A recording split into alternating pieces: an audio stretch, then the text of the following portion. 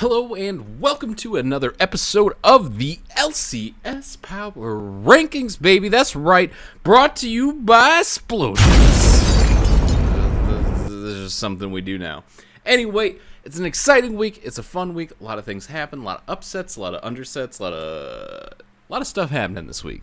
And we're going to cover it all right here. If you want to have a more loose discussion, open discussion, want to see what I'm playing this week, want to talk to me about that, want to talk about E3, it's all good. You can find it all on my stream. That's right, www.twitch.tv/Trombone No Vowels. You can find me there, live content, live discussion, good stuff happening there as well. But now to get into the LCS good stuff, the stuff that you've all been waiting for. I still don't have a drum roll, and I'm not going to use the groan, so we're going to use, what's this? Yeah, no, not that. Anyway, we're going to get into them. It's going to be, number one, Cloud9 again. Now, you might be saying, why isn't Optic here? Like, they're the only undefeated team in the league. And I retort with, because this is Power Rankings, and I'm not sold that this team looks any weaker than they did last week. Despite a loss to Golden Guardians, where C9 really didn't seem off or show something other than what we've been seeing from this team last week, or really all year. Other than the Sonoteric missing. Right, this is all the only difference. This team is still one of the strongest in the league at Sonoteric, abusing it. They know how to play around it extremely well, setting up some immaculate vision to foster that, watch it grow, and understanding when that team comp is strong and playing around it. Like, we've seen TSM try it. We've seen 100 Thieves try it. There is definitely a difference in those teams and how they play. It's not just Sonoteric. Granted, it's annoying. It's gross. Again, gross. We covered that last week, right? But there's more to it. And C9 has shown that there's more to it, that it's not just the comp. C9 is just really freaking good at playing with it. And, I mean, this team still has a lot of fighting. It's not like they just dropped in the power rankings 50 million spots because a single loss to Golden Guardians. That doesn't make any sense. I mean, they did seem to get outplayed by Golden Guardians, and I think that's important to note. But I don't think taking away the number one spot from them is worth that loss. I don't think Golden Guardians really showed enough, and we'll get into why Golden Guardians isn't here, why they're where they're at. C9 just still happens to be where I look right now for what the strength of this league can be. They're still that solid number one. I don't look at Golden Guardians. I don't look at Optic. Granted, I look at teams like them, right? C9, Optic, Golden Guardians, all good teams to measure other teams' strength. Like, this is where about the top of the league is, and that's, I think, where we should measure against. But Cloud9 is still kind of the poster child for that. I mean, and granted, all it comes down to is had Golden Guardians not looked out of form in their loss to Clutch, we could have had a serious discussion about them being at number one. But ultimately, it did have to come down to consistency, and C9 still has it. Even in a loss, they looked consistent. They were good, but outplayed. They still have the stranglehold on Sonoteric and how to freaking play that comp. And God, if they don't look unstoppable on it. So they have to be number one. For the cheese. I don't have a cheese noise either. Extra cheese. I don't know. But anyway, that puts us on to a number two of Optic Gaming. Now, Optic has to take the number two spot this week, and after 2 weeks, you can't really rely on last split to gauge teams. While 4 games isn't the best sample size of a team's power, it's enough to show us that the top 3 isn't guaranteed anymore. It's not C9, it's not TSM, it's not TL, okay? But, like, it's kind of C9. Other teams get to vie for that position, and Optic really deserves to slide right in there. They're the only undefeated team in the league, and they found a style that's easily dispatching teams below them in the standings. If you beat 100 bad teams 100 times, you now have to have a serious discussion about whether that team's good, and Optic has to fit right into that, right? They have consistently beaten the teams below them, and they've done it really convincingly and really well. I mean, while we haven't seen this team go against Golden Guardians or C9, the fact that they're the only undefeated team, surprise, they're undefeated, they still seem to be polishing the style up with added jungle tracking to their early game. They look dominant, easily just destroying opposing teams, and they're putting them in tricky situations by splitting the map immaculately. This team has the consistency of C9, but not the pedigree or the right teams that they've matched against this far into the split.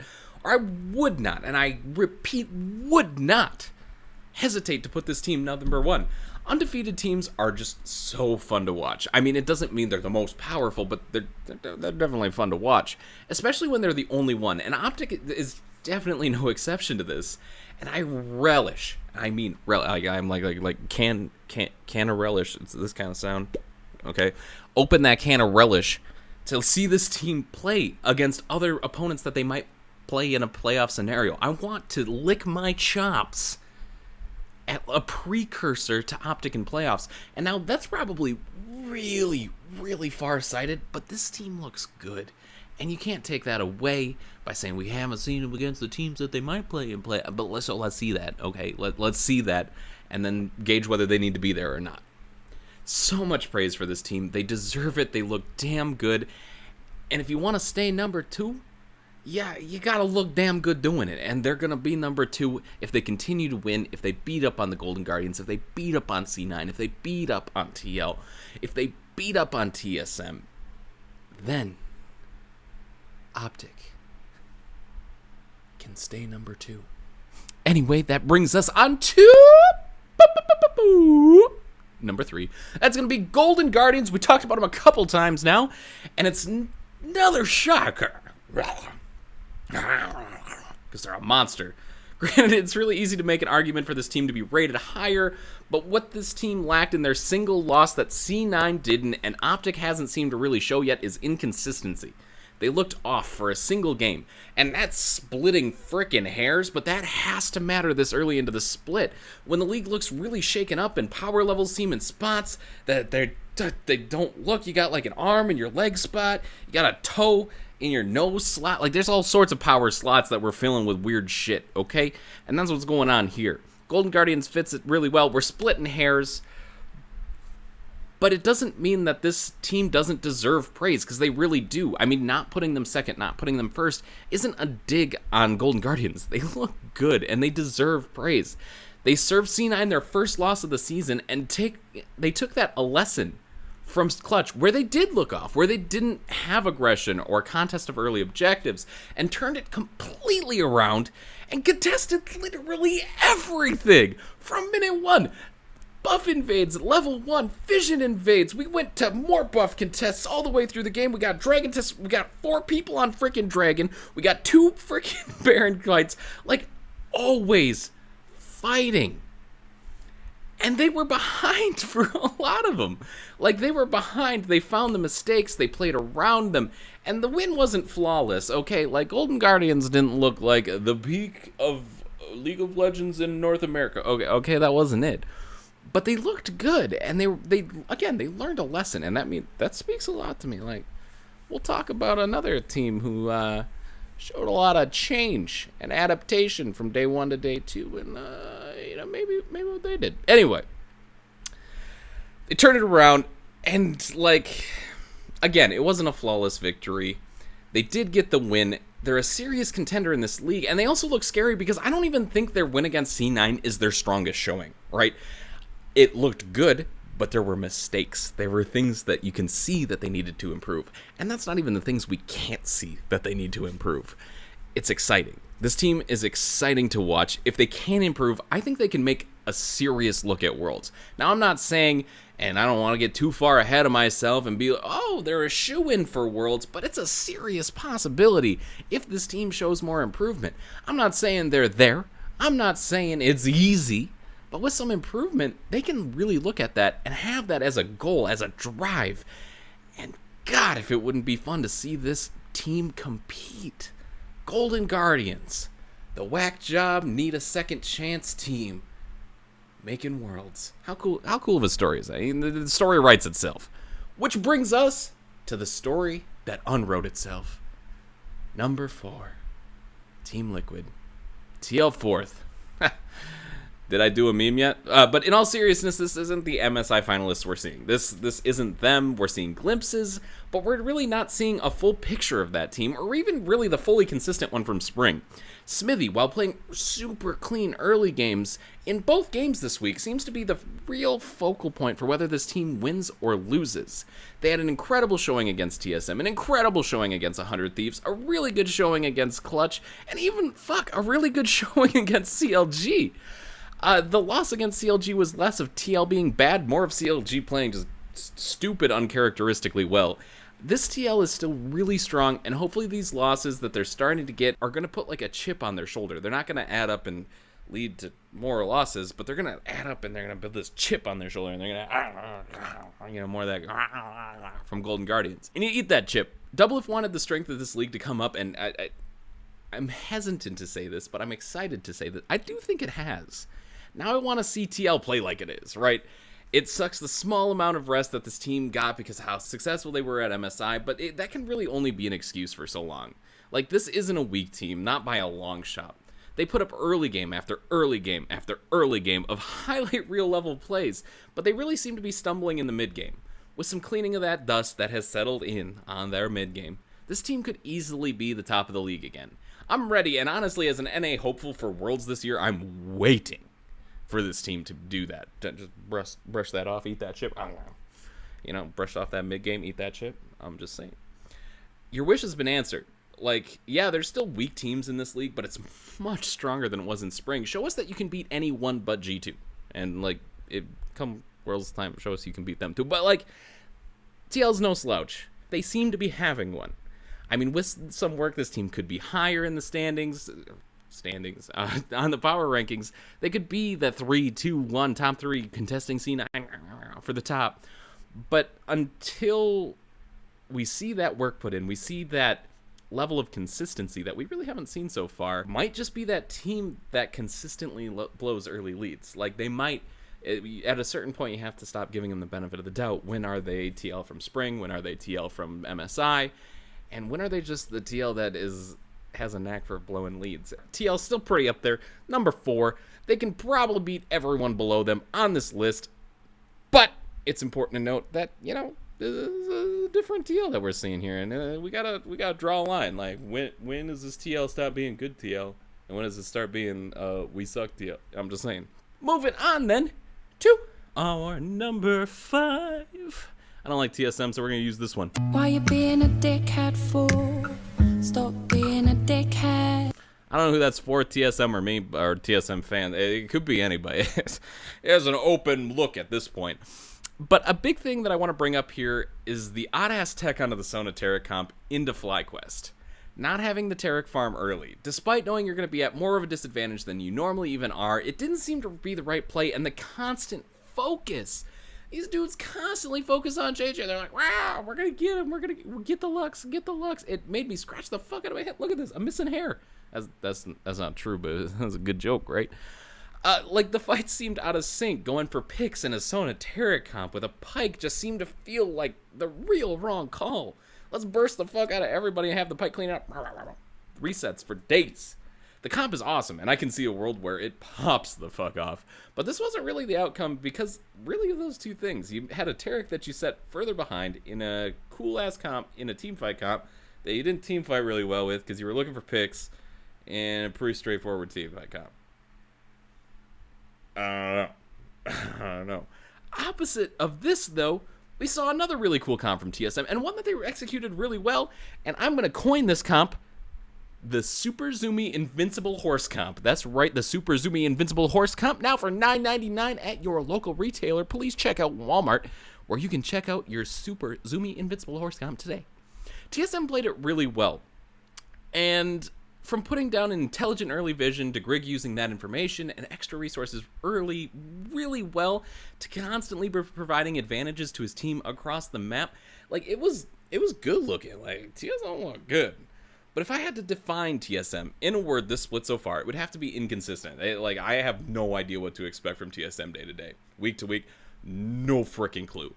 And it's really hard to see where this TSM sits with all of their games showing us different things and very similar comps. Like, this team is still easily a finalist in this league. Easily. Again, I talked about it last week. We almost had the discussion of whether we sent the right team to MSI. But I haven't seen anything from them so far this split, and granted, we're only 2 weeks in. But I haven't seen anything that shows me that they deserve that title or even level of respect, right? We got them number 6, and I think that's fair as fuck, and that's weird, right? This is a weird thing that's happening here. TL is 4th, which is should seem weird, but also shouldn't seem it. And we got TSM 5. These were the finalists.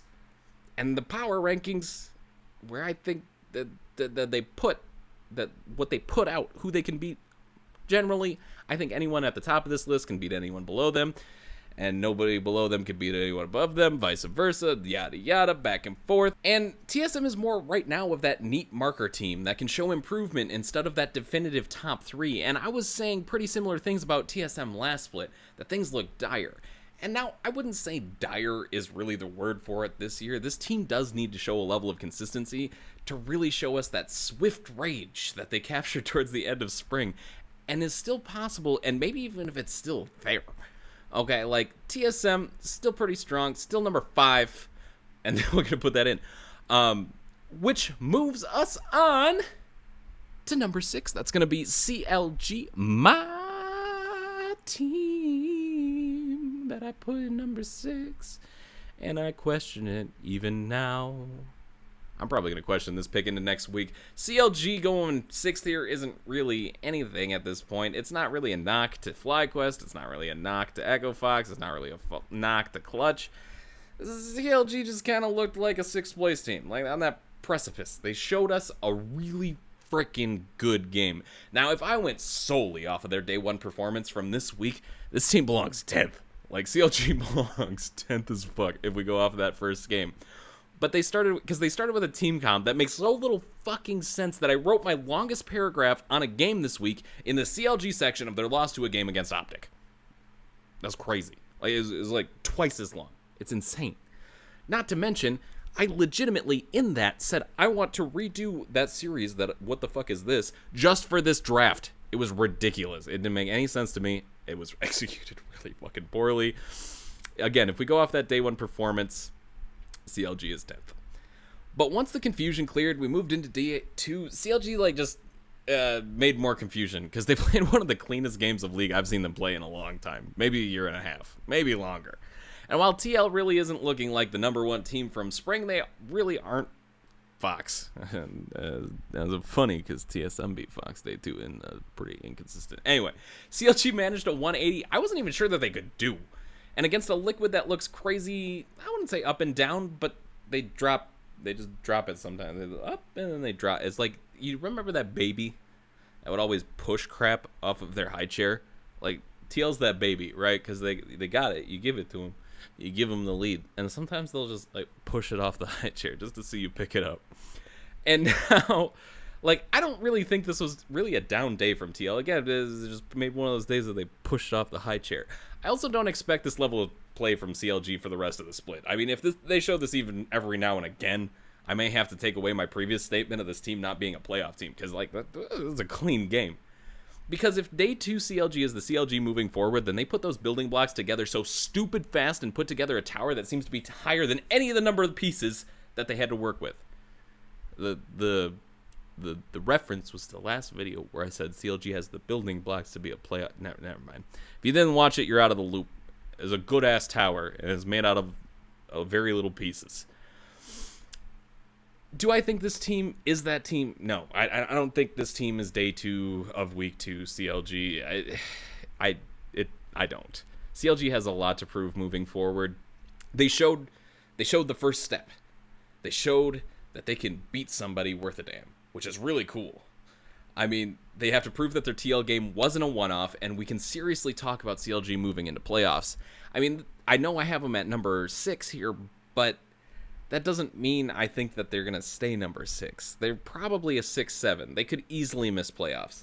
This was a week 2 of CLGs, and a week of 2 CLGs. And a lot of this ranking has to do with if this team can put up more strong performances. I mean, despite being ranked 6 here, I don't think this spot is secure, and I could say the same for a lot of the teams around them. TSM included, TL almost included, FlyQuest included. Again, we're going to get the FlyQuest right now. Oh, surprise, it's number 7. FlyQuest, huge, massive, awesomely improvement. That didn't make a lot of sense, but it came from FlyQuest this week. They did something. They played League of Legends. That's the right move. But seriously, like, this is what I really needed to see from FlyQuest to even consider them close to their spring split success. They played a pretty clean looking game against TSM Sonoteric, showing the league for the first time that the way to beat Sonoteric isn't to put it so far behind that it doesn't exist. Like, okay, casters, I get it. Oh, you want to put this... What you really want to do is put this comp behind, so it can't play into the late game and can't scale. Okay, great. But it does scale. It scales every time we're talking about pro players. So don't do that. Play siege comps. Pro player strat against pro player stuffs. Something with enough poke and safety that you can evade the all-in, but can still turn around and take fights and win them. Well, it wasn't the strongest showing of a Sonoterra comp, or even the strongest showing of TSM. FlyQuest was doing the right things, actually looking for counter engages outside of their own base, as another little knock, rotating a strong Caitlyn around the map to find more objectives and more of a lead. Against Optic was more of a tragic story. Our heroic heroes were still flying into the sky. I believe I can fly. It got exploded. Optic came. It wasn't the cleanest. It got shut down by some really clean macro that Optic did provide. And this team didn't play poorly, but they were severely outplayed by a team that came into the split with it figured out.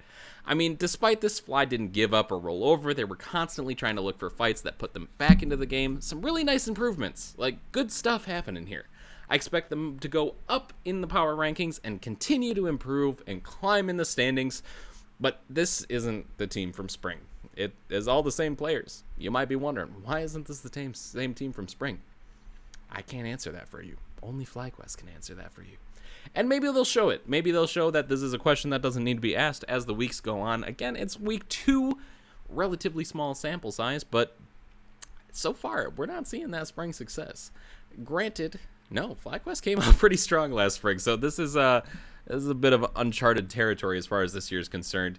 They just aren't. I mean, they can get there, but it's almost sad to say that they have to build to get to that point again. Right, this was a team that should be going into summer a playoff team, a playoff-ready team, someone that can consistently beat the teams below them, and not really what we're seeing from FlyQuest. The really rough week 1 start, I don't think did them any favors. Week 2, we saw some improvement. Now we need to see more improvement and see where that improvement takes us, who we can beat, yada yada. Good stuff. FlyQuest number 7.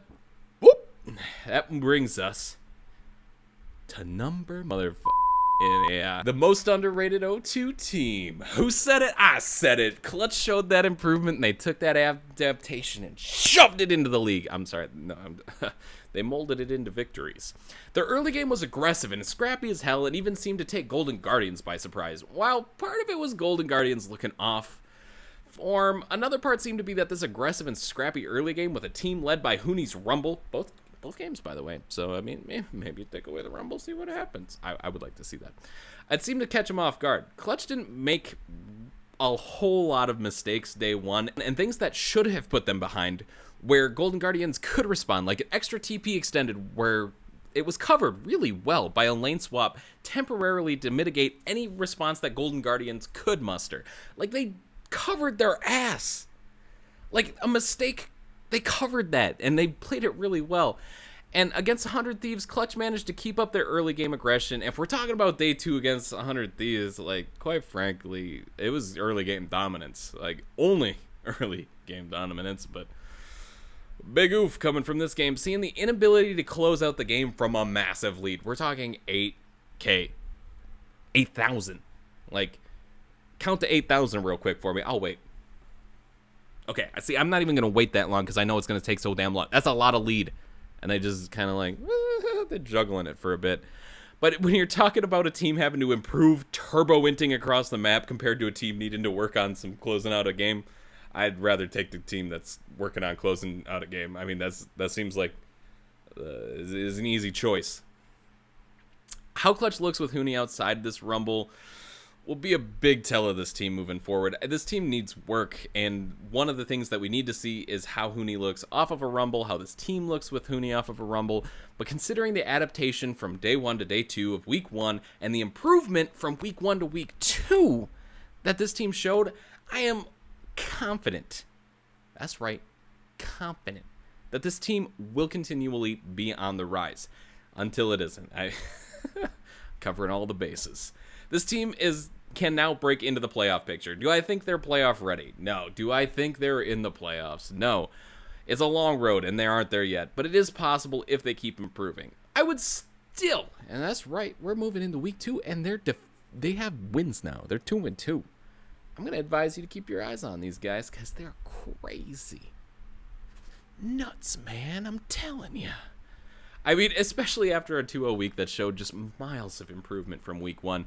That's our number 8 team, Clutch Gaming, the most underrated 0-2 team in all of League of Legends. Okay, we can't say that anymore because they're 2-2, but I said it. That's right. I'm here for you. Which brings us to a number 9.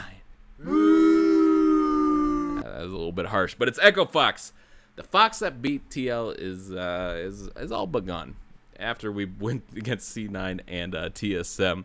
While not really indicative because they were better teams in this league, Fox really didn't show the answers. They didn't have one for Sonateric. They didn't have one against Super Zoomy Invincible Horse Comp. Oh, you thought I wasn't going to use that again. You're wrong. It's mine now. While their opponents controlled some really strong picks in the meta, Fox still managed to look competitive. But this is a tough league, and at this moment, I truly believe if you can't deal with those picks, you need to ban them out. And I think any team above them in these power rankings, literally, even CLG, even FlyQuest, I know, that hurt to say. I truly believe any of them can beat this team, even TL. Even though they beat TL already, I think it can happen. And I hate to place the whole blame on one player, but there is one name that I do see multiple times in my notes, and that's Rush. I think we have to have a serious discussion about Rush and what it's doing for your team. I'm sorry it had to come up this way. Day 1, there was a Gragas with the go button. He's a Predator Gragas, my favorite kind of Gragas. And it never seemed to be pressed. The go button didn't get pushed. The Predator button got put, but there's no go button. Okay. And in day 2, you went for some really silly fights. Okay, like Rush was like, I'm gonna get that, and you're like, I don't know if that's the smart. And Rush says, I'm gonna get that, and you let him, and then guess what? Y'all went in on a fight that you could have disengaged, and this is where we move into the team as a whole, because it's not just Rush. You went into a silly fight. Okay, Rush started it, great, but all your friends just jumped off a cliff, but it was just Rush, and now you're jumping off a cliff with him. Because there were multiple opportunities, and I'm thinking one in particular in the bot lane, where you could have disengaged that fight, you could have reset, you could have tried for something different. But instead of that, you kept going forward, kept taking losses against TSM, and ultimately kept losing in positions where you may have been able to reset and win those fights and take those objectives. I mean, it makes me think that maybe this team as a whole is leaning towards aggression for aggression's sake rather than real, like, calculated aggression like we see from, like, C9 to an extent. It's kind of a stretch. Clutch. I mean, I'm kind of their unintentional fanboy this split, but whatever. We're going to go for it. I mean, while Fox managed to look competitive in their games, they did lose them. And while I want to put this team higher, only 2 other teams really share as many or less wins than them. Surprise, one of them's okay, we're done picking up FlyQuest. I don't think all hope is lost, but I probably put too much stock into TL in week 1 to give this team an accurate position in the power rankings. I think 9 is maybe a better spot for them. Again, there's some room for movement, but I don't think 6 was right. Just like I don't probably think 6 was right for CLG. I think FlyQuest can step up, Clutch Gaming can step up, but CLG has that potential to stay there. So, again, a lot of movement can happen in these power rankings, and this week after what we've seen, I do think Fox belongs where they are. I think anyone above them can beat them. Clutch Gaming, probably. FlyQuest, probably. TSM, I want to say yes, but we could see a TSM that tells us no. Wait, we already saw it, so it doesn't matter. CLG, I think, can beat them. It might be more close. TL can beat them, again, when it comes there. Golden Guardians has them, Optic has them, and C9 has them. I think they already faced Optic, and Optic kicked their butts. But, point being, I don't think they're destined for 9th. but this week they belong there. There are a lot of teams above them, and most of them have a real, if not fighting shot, are more than guaranteed almost to beat them. So 9th I think is pretty fair. I don't think it's indicative of where this team is going to stay, but it is where they belong. Fox. Echo Fox. They're going to be number 9. Moving on to number 10. Speaking of Destiny, we're talking about 100 Thieves. I don't know about Destiny, but they are 10th. And they have a pulse, though. That's good. They were dead. And we just like went up to check. Holy shit, there's a pulse there. It's really cool. I repeat, ladies and gentlemen, 100 Thieves has a pulse. And while this team suffered another 0-2 week, this is an improved 100 Thieves. They fought and seem to have more of a direction than we've seen from them all year. Like all of this year, we've seen something. I don't think all the woes are gone, and with the league stepping up, there's discussion to be had as to how this team is even going to convert these signs of life into wins. But for now, 100 Thieves does deserve at least a little bit of praise for showing us that they're a team. And now that I say that out loud, I don't know if they need that praise anymore. But they did good stuffs. If you're a 100 Thieves fan, not all hope is lost, but, temper your expectations. There were still some head-scratchers in draft day 1 and mixed executions all around from this team, but they were willing to play it hard all the way through. And they almost pulled a win from a loss to Clutch, but an AK lead is still an AK lead, and even if Clutch tries their hardest to throw it in your face, it is pretty big. This is still the 10th place team. I mean, you really can't deny it. It is what it is, but even our 10th place team has seemed to level up. And so far this split, so many teams are leveling up. But the fact that our 10th place team is leveling up means they might be able to start...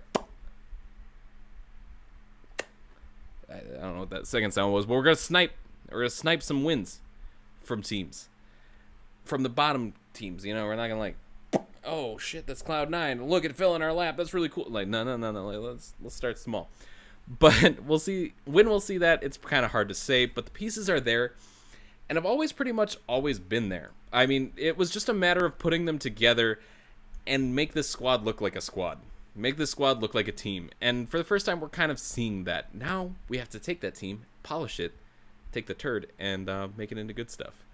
So, I think that wraps up this week's Power Rankings. Thank you for joining me. This week is brought to you by the Super Zoomy Invincible Horse Comp. That's right, the Super Zoomy Invincible Horse Comp. Buy it today at your local retailer, aka Walmart. If you don't buy it from Walmart, it's probably not the right Super Zoomy Invincible Horse Comp that you ordered.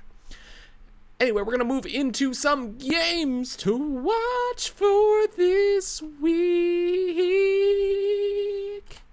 On Saturday, I've actually got kind of a three-fer here for you, all right? Here, bear with me. Liquid versus FlyQuest. Liquid looks kind of meh. FlyQuest looks a lot better.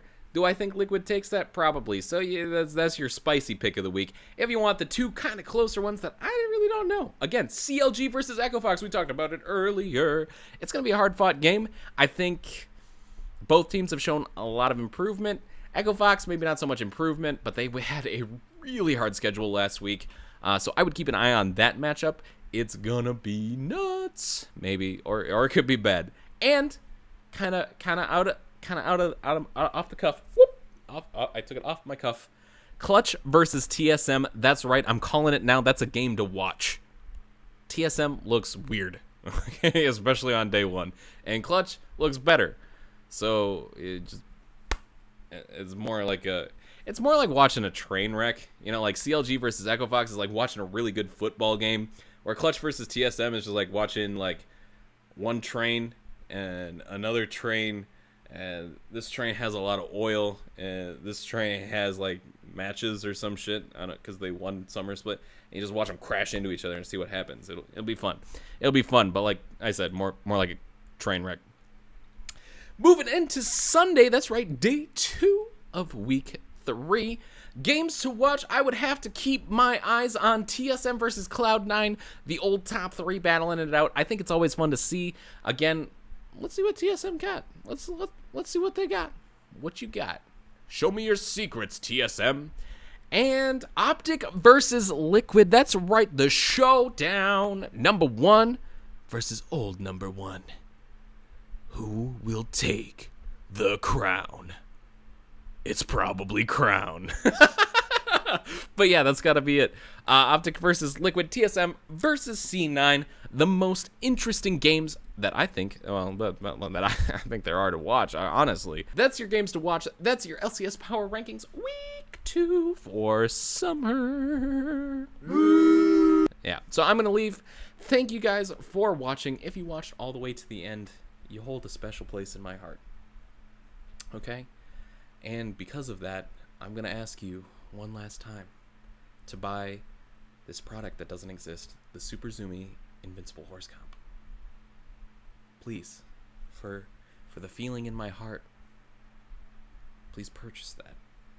I know, I'm just kidding, but thank you guys. You're fucking amazing. If you do watch to the end, it means a lot. Thank you very much. If you want to hear more of what I have to say, again, we do stream Monday, Tuesday, Wednesday on Twitch. You can check out the channel, see more of in-depth schedule for your times. It's going to be on Central Time. Other than that, if you want to like, you can like. If you want to subscribe, you can do that. If you want to dislike and tell me I'm a stupid idiot, go ahead and do that too. I mean, you think I care about the algorithm? I make 30-minute long videos. Get over it. Thank you very much, and until my next video, please, please, please, buy yourself a... No, I'm just kidding. Have a good one.